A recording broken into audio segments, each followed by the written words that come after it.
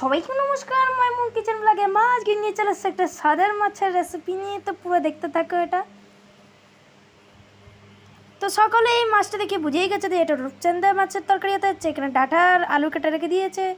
তো এবারে এই মাছটাকে মানে কি আঁশটা ছাড়িয়ে নেবে। তো এটা কেটে ধুয়ে কমপ্লিট। এবারে নুন হলুদ দিয়ে এটা ভেজে নেবে। ওখানে কড়াইতে তেলও দিয়ে দিয়েছে। এবারে এখানে ভেজে নেবে। মাছগুলো ভাজার পরে তাড়াতাড়ি করে একটা ছটফট করে তরকারি বানিয়ে দাও, দিয়ে মাছগুলো দিয়ে টেস্টি খেয়ে নাও। টেস্টি রূপচাঁদা মাছ দিয়ে গরম ভাতের সাথে সার্ভ করে খেয়ে নাও। তো এটা উড়িষ্যা স্টাইল, ওকে। তো মা তার পরের বারে দেখাবে বেঙ্গলি স্টাইল। তো এখানে মাছটা ভাজা হয়ে গেছে।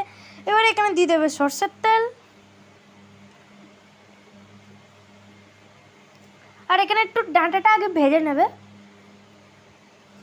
তো এখানে হালকা নাড়াচাড়া দিয়ে একটু ভেজে নেবে ডাঁটাগুলোকে।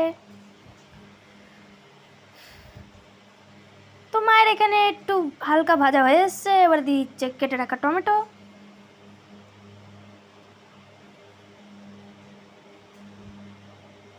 আপনারা যেরকম টমেটো খেতে পছন্দ করেন তা ততটাই দেবেন।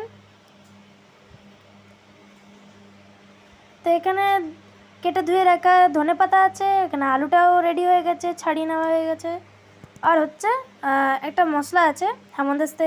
তো সবসময় তো মিক্সি পেশা মশলা তো ইউজ করা যায় না সবসময়। তো তোমরা এরমও হেমন্দাস্তায় ছেঁচে দিতে পারো, এতে আরও টেস্টটা বাড়ে। তোমার এখানে নুন আর হলুদ আর লঙ্কা গুঁড়ো দিয়ে দিয়েছে, দিয়ে এবারে ভালো করে নাড়ি চাড়িয়ে নেবে।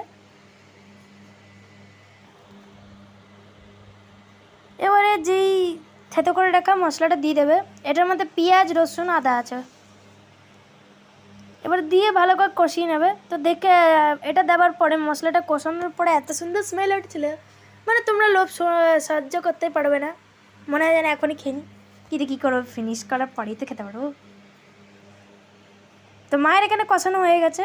তো এবারে মা এখানে জল দিয়ে এটা রেডি হয়ে গেছে। তো এখানে মাছটা দিয়ে আর ধনেপাতাটা দিয়ে এখানে নামিয়ে নেবে।